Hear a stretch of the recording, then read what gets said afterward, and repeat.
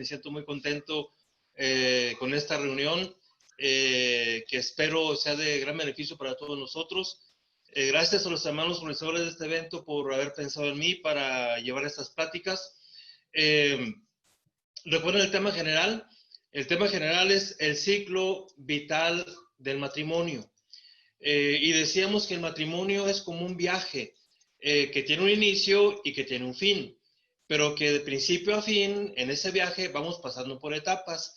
Y esa es la idea de este seminario, ver las etapas del matrimonio. ¿Para qué? Bueno, para que entendamos que el matrimonio no es una relación estática, sino que va cambiando con el tiempo, es una relación dinámica.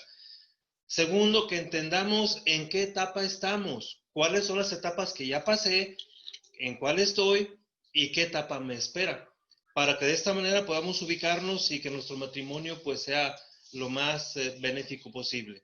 Así es que, hermanos, pues brevemente, la semana pasada nos quedamos en la primera etapa.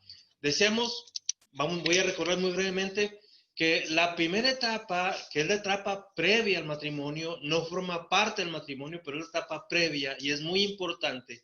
Se llama el encantamiento. Es en el noviazgo. Y es cuando sentimos que hemos encontrado a la persona ideal y estamos encantados, estamos hipnotizados. Algunos llaman a esta etapa como una especie de esquizofrenia dulce. ¿Por qué? Porque nos despegamos de la realidad. Esta etapa se caracteriza porque soñamos demasiado, hacemos muchos planes, creemos que todo es posible, no calculamos los riesgos y pues por eso nos casamos. Se llama encantamiento o el enamoramiento. Y decimos, a esto también se le llama el amor inmaduro. ¿Por qué? El noviazgo es un amor muy inmaduro porque amamos lo que nos imaginamos que será, no lo que realmente es. Usted, hermana, se enamoró de lo que usted se imaginó que sería su esposo. Era el novio.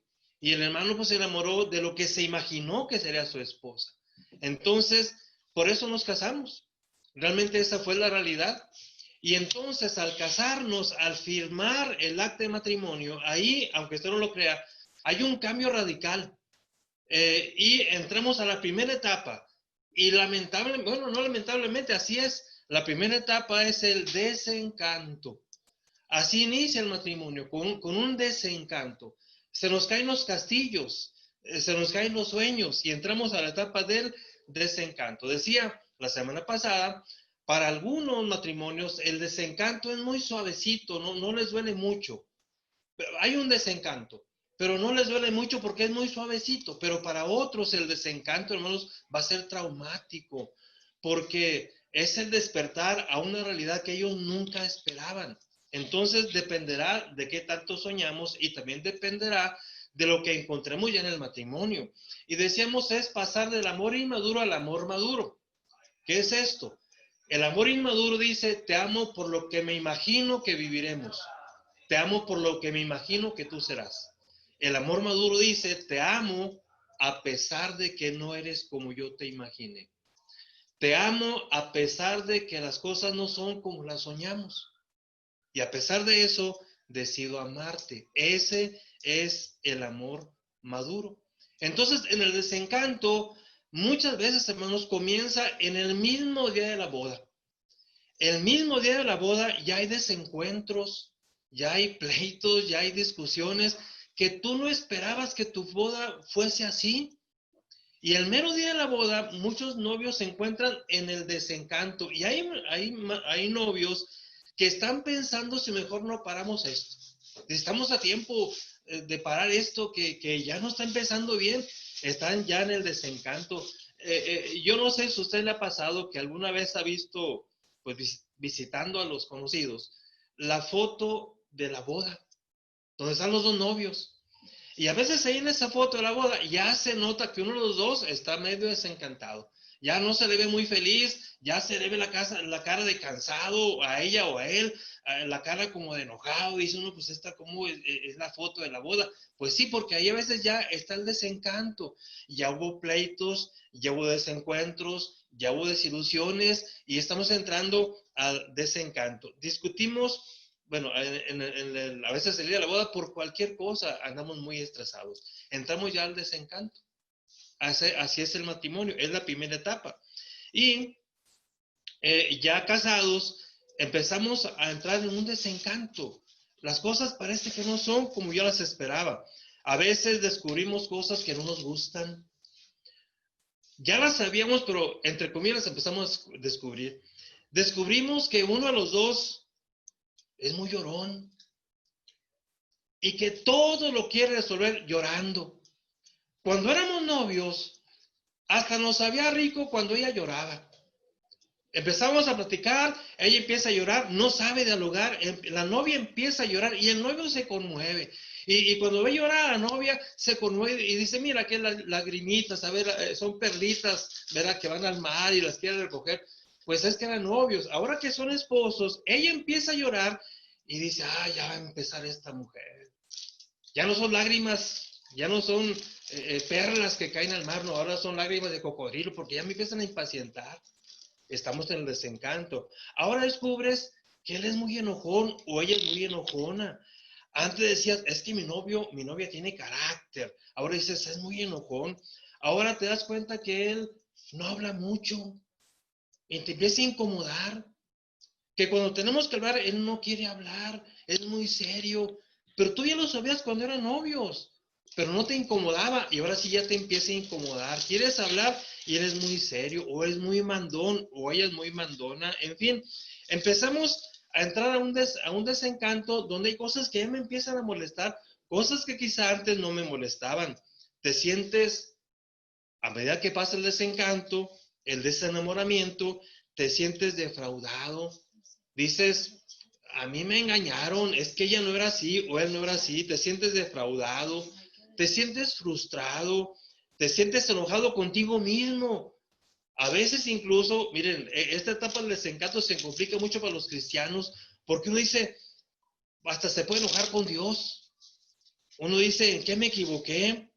Pero tenemos que entenderlo, el matrimonio es así y es la primera etapa del matrimonio, el desencanto. ¿Saben por qué? Porque tenemos que entender una realidad.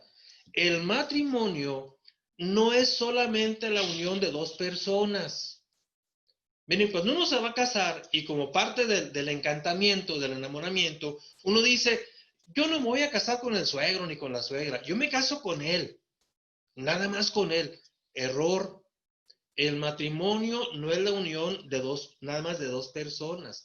El matrimonio, la realidad es que es la unión de dos familias, dos culturas familiares que se tienen que unir y que van a chocar en el desencanto.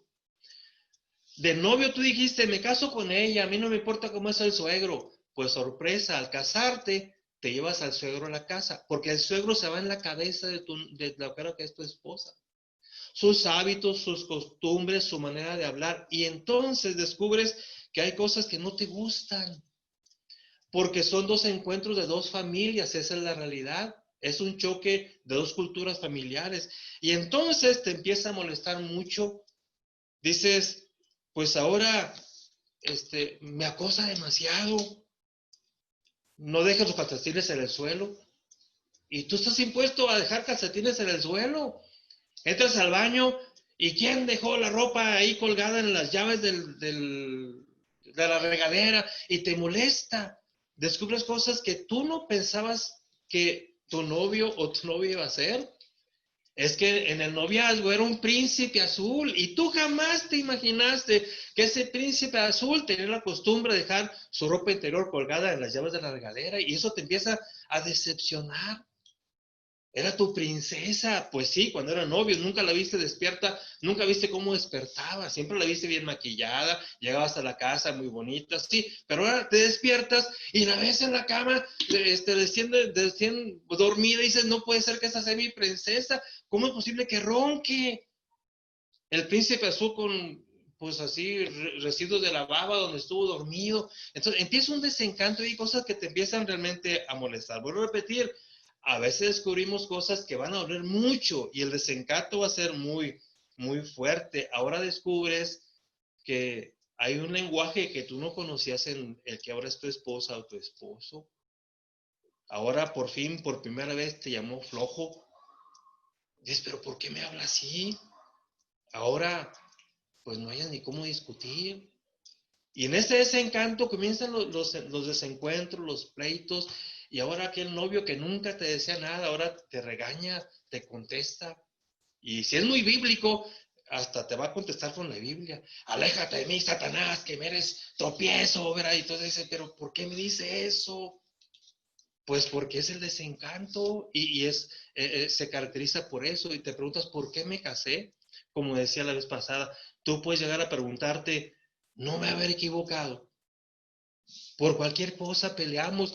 Dices tú, es que yo no me miraba así. ¿Por qué peleamos por cualquier cosa? Miren, en terapia, me di cuenta que hay matrimonios que discuten en esta etapa por insignificancias. Y dices, pero yo nunca imaginé que iba a discutir por eso. Discutir, fíjense, por un tomate. O sea, nomás porque estábamos comiendo y me di cuenta que le faltaba tomate. Y por un tomate es un pleito tremendo porque faltaba tomate en la comida. Por un salero. Porque a él se le ocurrió decir, pásame la sal. O sea, porque él como hombre en su casa estaba impuesto a que está comiendo y él da órdenes, pásame la sal. Y la sal está ahí al alcance de su mano. Pero ella pues sí, le contestó simplemente, agárrala tú. Y eso fue un motivo para un pleitazo tremendo. O sea, por un tomate, por un salero, pues sí. Y uno se pregunta, pero ¿por qué tengo que estar discutiendo por eso? Porque estamos en desencanto y estamos teniendo un acercamiento. Tenemos que descubrir esto. Es muy importante, hermanos, reconocer que no nos equivocamos. Estamos en esta primera etapa y así es. Tenemos que aprender a pasar del amor inmaduro al amor maduro. Recuérdelo. El amor inmaduro del noviazgo es te amo por lo que me imagino que tú serás. El amor maduro es te amo a pesar y decido amarte a pesar de que no eres como yo te imaginé. ¿Cómo se supera? O sea, otra vez, no nos preocupemos si estamos en esta etapa. Es la primera, decía la semana pasada. Puede durar hasta un año. Pero no nos crucemos de brazos y digamos, pues nos va a pasar. No, es que tenemos que apurar para que esto pase. Y aquí, hermanos, ¿cómo pasemos esta primera etapa? Va a marcar las etapas que vendrán después, para bien o para mal. ¿Qué tenemos que hacer en esta primera etapa? Es muy importante porque va a marcar un aprendizaje del matrimonio para el resto de su vida, para bien o para mal. ¿Qué tenemos que aprender? Tenemos que aprender, hermanos, a negociar, a tolerar, a hablar, a comunicarnos. Hay muchos matrimonios que superan esta etapa sin negociar, sin hablar. Y esto los va a marcar en las etapas posteriores. Es mejor que entendamos que esta primera etapa es para hablar, para discutir, para aprender a escuchar, para aprender a hablar, para aprender a negociar, para aprender a tolerar. Si esta etapa se supera, entre comillas, sin aprender a negociar, a hablar, a tolerar, entonces esto nos va a hacer mucho daño en las etapas posteriores. Hermanos, es para que aprendamos. Si no aprendemos esto, hermanos, vamos a dejar vacíos que después nos van a salir muy caros. Y yo para esto, hermanos, quiero irme con la palabra de Dios y después un poquito de otra de teoría. ¿Cómo es que vamos a aprender a negociar en esta primera etapa? Bueno, hermanos, tenemos que recordar que somos hijos de Dios. Y como hijos de Dios tenemos que actuar. Y quiero, hermanos, simplemente citar un pasaje bíblico que nos puede servir de mucho. Y se encuentra este pasaje en Efesios, capítulo 4, verso 1, verso 2 y verso 3. Ahí, hermanos, vamos a encontrar un método para enfrentar esta primera etapa. para que esta primera etapa nos enriquezca y sea la plataforma para las demás etapas. Que no dejemos huecos, que no dejemos vacíos, que después nos van a causar mucho dolor de cabeza. ¿Qué dice el apóstol Pablo en Efesios 4, 1 al 3? Dice, yo pues, preso en el Señor, os ruego que andéis como es digno de la vocación con que fuisteis llamados. En pocas palabras, yo les ruego que se comporten como lo que son. Miren, aquí no está hablando del matrimonio, el tema es otro. Pero las reglas que aquí da el apóstol Pablo, con gran facilidad se deben aplicar al matrimonio. Si se aplican otras áreas, con mayor razón al matrimonio. Entonces dice el apóstol Pablo, comportémonos como lo que somos. En el matrimonio, hermanos, tenemos que recordar a los cristianos que somos hijos de Dios y que el matrimonio es divino, ¿se acuerdan? La primera plática fue lo que vimos. El matrimonio es terreno divino. Por lo tanto, Dios dicta las reglas. Y por lo tanto, dice el apóstol Pablo, compórtense como lo que son. Y lo que aquí dice, lo podemos aplicar al matrimonio. ¿Cómo aprender a negociar?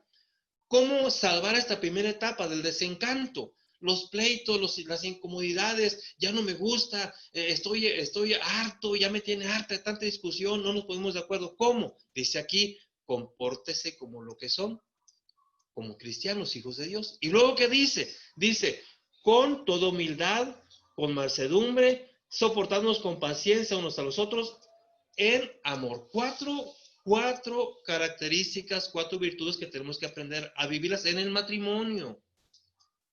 En el matrimonio, primero, para poder negociar y superar esta primera etapa, primero, tenemos que practicar la humildad, la mansedumbre, la paciencia y el amor. Tenemos que recordar que eso es lo que somos como cristianos. Cuando se nos olvida, ya podemos aprender a negociar con métodos psicológicos, con métodos de otro tipo, y esos no van a funcionar. O no pueden funcionar como funciona la palabra de Dios. Así es que, primer punto, hermanos, como cristianos en esta etapa tenemos que recordar que somos humildes. ¿Y qué es humildad? La misma Biblia nos explica qué es humildad. Dice el apóstol Pablo, otra vez, vámonos a Filipenses. A mí me encanta, hermanos, cómo el apóstol Pablo define humildad y eso sirve mucho para el matrimonio. Dice, Filipenses 2, 3, en adelante, dice, nada hagáis por contienda. En un matrimonio, otra vez, aquí no está hablando del matrimonio, se aplica al matrimonio. Dice el apóstol Pablo, nada hagas por contienda. En esta etapa, a veces hacemos las cosas por provocarlo. Como ya me tiene harto, lo voy a provocar. Y es más, cuando vengan, no voy a hacer la comida para que se enoje. Me la va a pagar. Dice Pablo aquí, no. Nada hagas por contienda, dice, o por vanagloria. Antes bien, con humildad. Para negociar necesitamos mucha humildad. ¿Y qué es humildad? Aquí lo dice el apóstol Pablo, dice, estimando cada uno a los demás como superiores al mismo, dice, no mirando cada uno por lo suyo propio, sino cada cual también por lo de los otros. Haya pues en vosotros este sentir como también en Cristo Jesús. Dice, Cristo fue humilde y da dos definiciones de humildad. Primero, dice, actúa ante el otro como si tú fueras el inferior. Eso es ser humilde. Y el ejemplo fue Cristo. Y segundo concepto de humildad, dice, nada hagas por tu propio bien, sino piensa en el bien del otro. La clave del matrimonio, hermanos, es la humildad para aprender a negociar. Actuar con respeto hacia mi esposa, como si fuera, no que sea superior a mí, como si fuera. Y haciendo las cosas no buscando mi propio bien, sino el bien de mi cónyuge. Eso es humildad. El matrimonio se convierte en guerra de egos. Aquí voy a hacer las cosas como yo quiero. No me importa lo que mi esposa piensa, siente o desea. Aquí primero yo. Entonces, así nunca vamos a negociar. Para negociar tengo que decir, bueno, ¿qué quiere mi esposa? Eso tiene que ser recíproco. El esposo debe pensar primero en su esposa. Y la esposa primero en su esposo. Es recíproco. Si no es recíproco, no funciona. Así que para negociar, primero necesitamos humildad recíproca. Fíjense, el apóstol Pablo también nos habla de esto y habla de un tema muy complicado. Dice en 1 Corintios 7, habla también de esto mismo. Primera carta a los Corintios, capítulo 7, y aquí está hablando de un tema muy, muy difícil. Dice, capítulo 7, verso 4, verso 5, dice, la mujer, fíjese hermana, dice, la mujer, capítulo 7, verso 4, la mujer no tiene potestad sobre su propio cuerpo, sino el marido. Ni tampoco el marido tiene potestad sobre su propio cuerpo, sino la mujer. No os neguéis el uno al otro, dice, y lo voy agregando ser por algún tiempo de mutuo consentimiento. Esto es humildad. Y aquí está hablando de un tema muy complicado. Está hablando de la sexualidad. Aquí Pablo se adelanta siglos y nos da un método para una sexualidad en el matrimonio, una sexualidad sana, amable. Dice, esposa. Yo no sé por qué primero empieza por la mujer. Dice, mira, mujer, tu cuerpo ya no es tuyo. Tu cuerpo es de tu esposo, entrégaselo. Está hablando de la sexualidad. Pero luego le dice al esposo, hombre, varón, tu cuerpo no es tuyo, es de tu esposa, entrégaselo. Tú ya no tienes potestad sobre tu propio cuerpo. Esto, hermanos, es un método infalible para una sexualidad sana en el matrimonio. Cuando yo pienso, no, ¿cómo que pensar en mi esposa? Primero yo, me satisfago yo, después yo y siempre yo. A mí no me interesa lo que sienta ella, lo que ella necesite, lo que ella quiera, primero yo. Así no ganamos nadie, así todos vamos a perder. Humildad. Humildad es decirle, mi amor, primero tú. Humildad es decir a mi esposa o la esposa al esposo, decir, ¿sabes qué? Ayer discutimos, discúlpame, la culpa fue mía. Es humildad para poder negociar. Si no hay humildad, no podremos negociar. Dice, segundo aspecto, mansedumbre. Me voy muy rápido porque si no nunca vamos a sacar el tema. Mansedumbre. Hay dos términos que se parecen mucho, pero que no es lo mismo. Dominio propio y mansedumbre. No es lo mismo. Dice Pablo aquí, mansedumbre. Dominio propio es cuando yo tengo control de mis impulsos, mis reacciones, mis respuestas, mi temperamento. Y cuando estoy en esta etapa del desencanto, yo controlo a mí mismo, mi boca, mi lengua, mis manos, mi mirada, me controlo para no ofender a mi esposa. Pero a veces la mansedumbre no es suficiente. Cuando la mansedumbre no da para más y no me puedo controlar yo, perdón, cuando domino propio. Cuando domino propio ya no me funciona, entra la mansedumbre. ¿Y saben qué es mansedumbre? Mansedumbre es cuando yo no puedo ya controlarme a mí mismo, no me puedo controlar mis reacciones, mis palabras, mi boca, mis manos, no las puedo controlar y ofendo y agredo y me peleo con mi esposa. Entra la mansedumbre, porque mansedumbre es cuando Dios es el que me controla. Este término se usaba para los animales, para el caballo salvaje que andaba allá en el monte, que un hombre lo atrapaba y lo amansaba. Y el caballo se dejaba dominar por el amo que lo atrapó. En ese caso, el cristiano entiende que va a controlar su lengua aunque no pueda, porque se acuerda que es cristiano. Que no va a decir, a mí no me importa mi esposa o mi esposo, no, soy cristiano. Y mi Señor me ordena que me controle. Hermanos, cuando en un matrimonio uno de los dos pelea, vocifera y agrede y no le importa el cónyuge, entonces esa persona se está olvidando que tiene un amo en los cielos y que es Dios. Cuando en un matrimonio uno de los dos piensa, ¿y por qué voy a pensar en ella primero yo? Indica que no ha entendido que es hijo de Dios. Y los hijos de Dios son mansos. Y manso significa, si mi Dios me lo ordena, yo lo hago. Y si Dios me está ordenando que me tranquilice, me tranquilizo. Y aquí no importa que es mi temperamento, es que los amáis, así somos. No, no, no, es que soy hijo de Dios. Usted es hija de Dios. Así es que, hermanos, para que esta etapa del desencanto vaya progresando y vaya superándose, hay que negociar, pero para negociar hay que entender que somos humildes, somos mansos, somos pacientes, es decir, tolerantes y practicamos el amor. Esos últimos dos puntos no voy a abundar mucho porque son puntos muy profundos, hermanos, y no quiero iniciarlo y dejarlo así.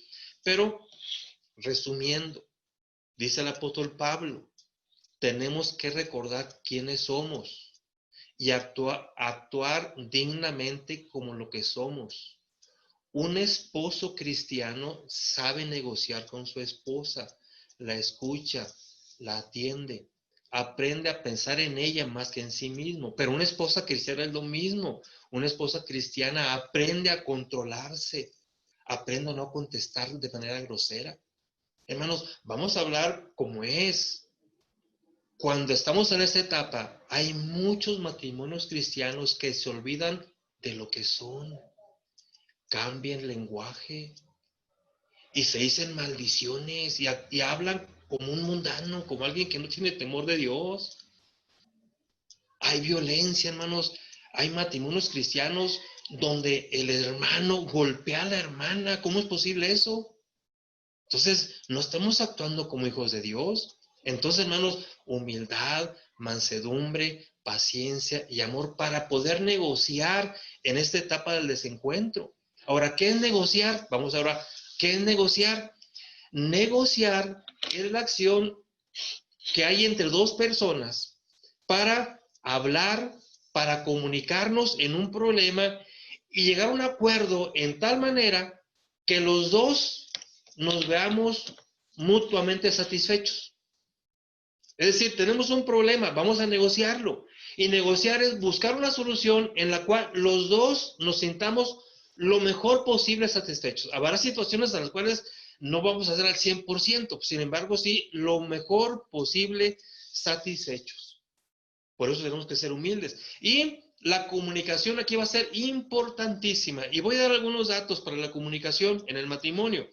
Primero, está comprobado, hermanos, que en muchos matrimonios no sabemos negociar y pasamos esa etapa y dejamos huecos que después nos van a dolernos mucho porque, primero, no sabemos comunicarnos. Y está comprobado que en la comunicación de pareja, la parte que más falla es no saber escuchar. Somos buenos para hablar, y gritamos y decimos, es que tú me debes, es que tú me hiciste, pero no sabemos escuchar.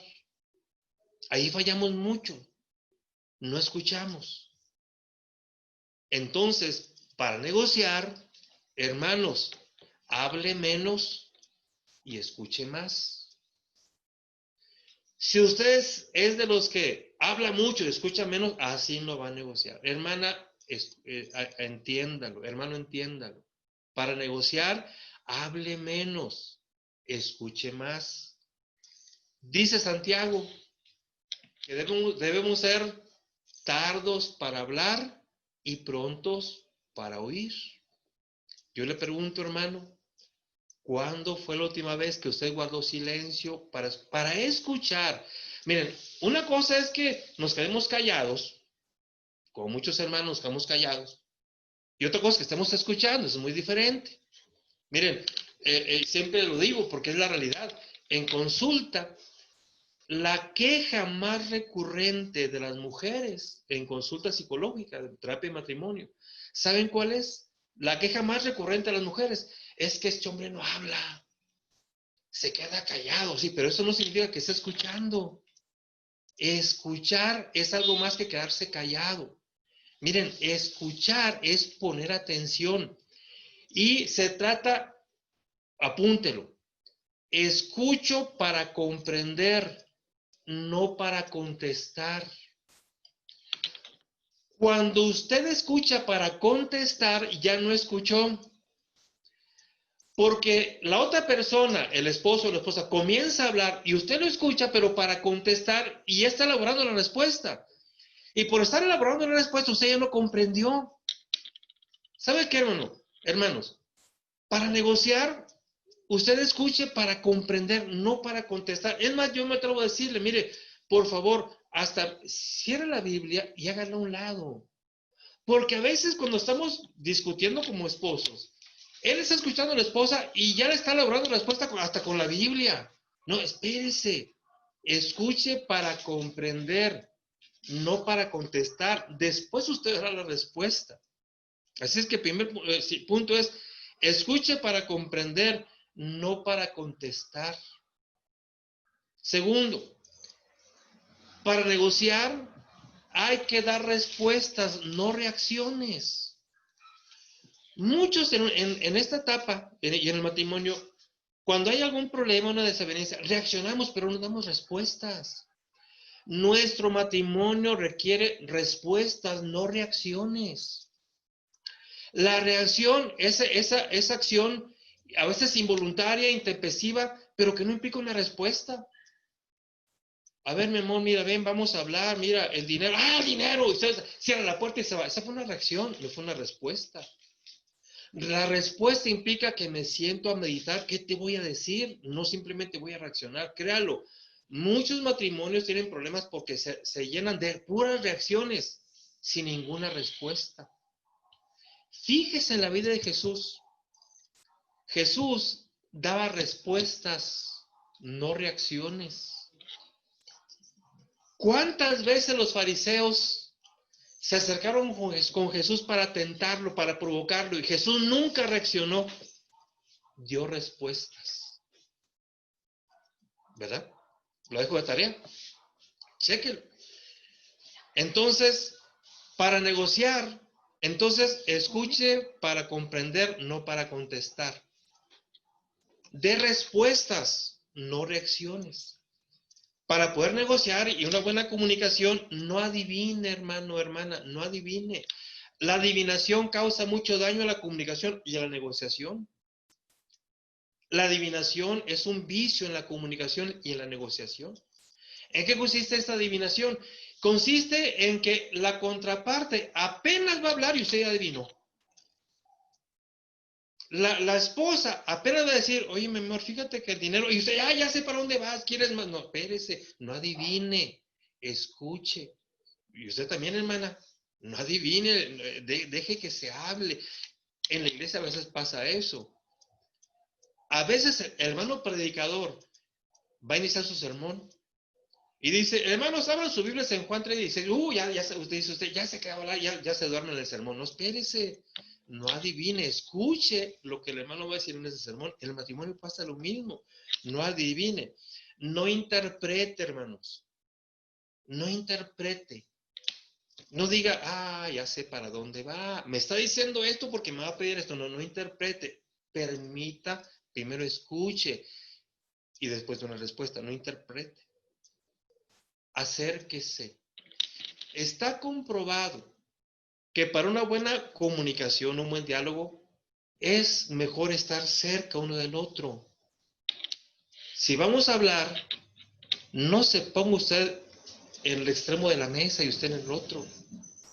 Busque una cercanía incluso física y procure el contacto visual. El contacto visual es básico para hablar y para comunicarnos y para negociar. Cuando una persona en un matrimonio estamos hablando y uno de los dos no quiere mirar a los ojos, algo tan sencillo, ese es un bloqueo en la comunicación. No bloquee la comunicación. Hermano, pues yo sé que algunas hermanas tienen la mirada muy fuerte, pero aguántese, ¿verdad? Mírelo a los ojos. Mire los ojos a su esposo, a su esposa. No pasa nada. Eso es bueno para la comunicación. Hermano, hermana, no se niega a comunicar.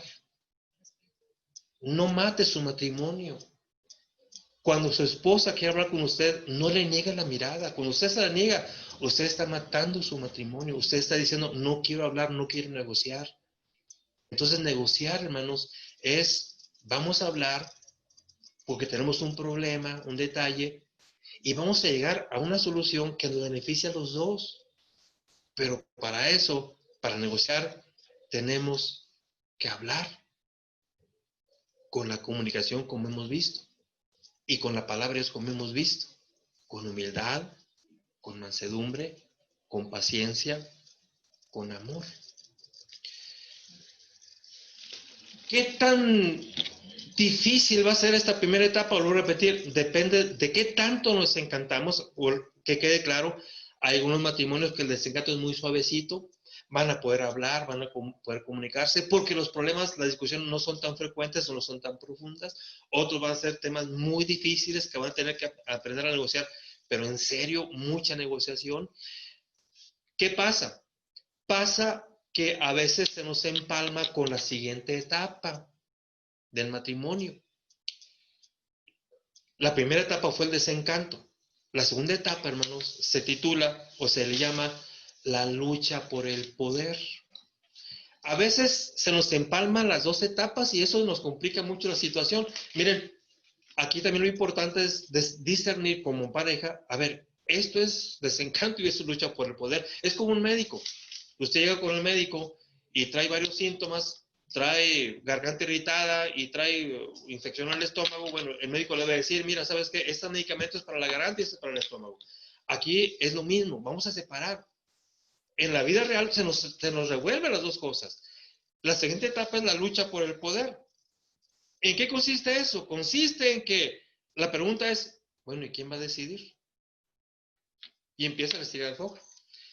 Si eso se nos complica con que tenemos algo del desencanto, que generalmente así es, se nos empalma las dos etapas, se nos empalma que estoy en el desencanto y entramos a la lucha por el poder. La lucha por el poder consiste en, ¿y aquí quién decide? ¿Y el dinero, quién dice cómo lo gastamos? Si ella viene de un ambiente familiar donde el dinero se manejaba libremente, donde el esposo, donde el papá llegaba a casa y le decía, mi amor, mira, aquí está lo que gané, vamos a gastar en esto, pero si él viene de otro sistema donde él no está impuesto a eso, va a haber lucha por el poder. Ella va a querer decir, a ver, mi amor, ¿cuánto ganaste? Y lo va a decir, ¿por qué tengo que decirte? ¿Sabe usted, hermana, sabe usted que hay mujeres que no saben cuánto gana su esposo? Muy malo. Eso no es bueno en un matrimonio. ¿Sabe usted, hermana y hermanos, que hay matrimonios donde trabajan los dos? Y eso es muy común, ¿eh? Los dos trabajan. Y ella sabe hasta el número de tarjeta y le checa la tarjeta al esposo. A ver cuánto ganaste. Pero el esposo ni le pregunte a la esposa cuánto ganas. Ni le digas, oye, y tu NIP, tu número de no, porque es un pleitazo tremendo. Esto habla, hermanos, de que hay lucha por el poder y esto no se ha solucionado. O si se solucionó, no se solucionó de manera saludable. Lucha por el poder es, bueno, ¿y quién decide, por ejemplo, el dinero? ¿Cómo lo vamos a gastar y en qué lo vamos a gastar? Si en el desencanto no negociaron, cuando empiece la lucha por el poder, tampoco lo van a hacer. Y eso, hermanos, va a empezar a generar heridas, dolores, vacíos, que van a doler muchísimo. Y después va a salir muy caro eso que hoy no negociamos. El ponernos de acuerdo, bueno, ¿quién va a mandar? Aparentemente es muy fácil. No, pues dice la Biblia que yo soy cabeza del hogar. Sí, espérese. Usted es cabeza del hogar, hermano. Pero ella es ayuda idónea. ¿Y cómo se va a conjugar la cabeza con la ayuda idónea? ¿Qué cosas usted va a decidir? ¿Qué cosas ella puede decidir? ¿Y qué cosas se deciden entre los dos? Es negociar, lucha por el poder. Hermanos, de esto va a haber mucho más que hablar, pero quiero decirles algo. Este es el momento crucial, hermanos, para detectar en esta etapa de desencanto más lucha por el poder, ¿qué estamos descubriendo en nuestro matrimonio? Miren, en nuestro matrimonio podemos descubrir tres cosas. Podemos descubrir que tenemos conflictos. Y esto no es problema. La característica de la primera etapa son los conflictos. Conflicto,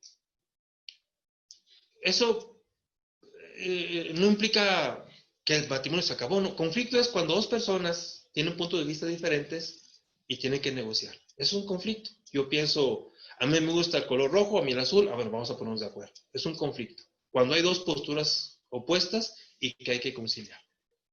El matrimonio es eso. Otra cosa es tener problemas. Problemas es cuando vamos caminando como matrimonio y de pronto hay un obstáculo que nos impide avanzar. Lo despidieron del trabajo, se enfermó. Hoy va el matrimonio caminando a gusto y se viene el coronavirus, es un problema. Entonces, tanto en el conflicto como en los problemas, tenemos que sacar recursos, negociar para seguir adelante.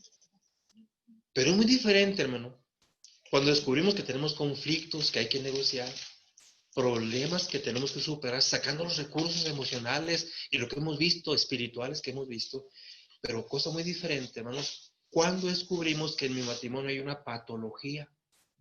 Y aquí es el momento de poder discernirlo. El conflicto se puede superar, si queremos, con humildad, con mansedumbre, negociando. El problema se puede superar. La patología es otra cosa. Y tenemos que estar atentos. ¿Cuál es la característica de la patología? En la patología, bueno, y para que se detecte como patología, aquí tengo que hacer una aclaración, tiene que haber un diagnóstico por alguien especializado, un psicólogo o un psiquiatra. Pero en el matrimonio puedes encontrar patologías. En la patología, hermanos, corremos peligro. Una cosa es el celo. Los celos no son buenos nunca, hermano. Miente aquel que diga que poquitos celos para endulzar el matrimonio. No sabe lo que está diciendo. Los celos por ningún motivo son recomendables en el matrimonio. Pero una cosa es tener una persona celosa por la etapa en que estamos viviendo. Y otra cosa es la celotipia. Celos patológicos. Eso es muy diferente. Si descubrimos en estas primeras etapas celos patológicos, estamos a tiempo para hacer algo. Una cosa es, y otra vez, violencia, que otra vez, y al igual que los celos, la violencia nunca es permitida por ningún motivo, ni física, ni verbal, ni emocional, ni económica, de ningún tipo de violencia, ni en cualquier dosis. Pero una cosa es encontrarme con una pareja que es un poquillo violenta y que hay que ayudarle para que entre en la Biblia, al razonamiento bíblico. Y otra cosa es violencia patológica. Eso te puede mandar al hospital y está en peligro tu vida física, emocional y espiritual. Y otra cosa son las patologías, tengo que decirlo, las patologías de tipo sexual. Son tres tipos de patología que tenemos que tener mucho cuidado. En ellas, incluso, puede estar en riesgo tu vida. Y estás a tiempo de detectarlo. Entonces, se va a apagar aquí. Entonces, una cosa es tener conflictos, otra cosa es tener problemas, tener dificultades, y otra cosa es lidiar con patologías. Eso es muy diferente. Entonces, hermanos, nos quedamos en la lucha por el poder, que es la siguiente etapa. En la próxima semana nos detendremos a hablar un poquito más. El tiempo se nos fue, hermanos, Y como ya está programado, vamos a dar lugar para pasar a una sección de comentarios,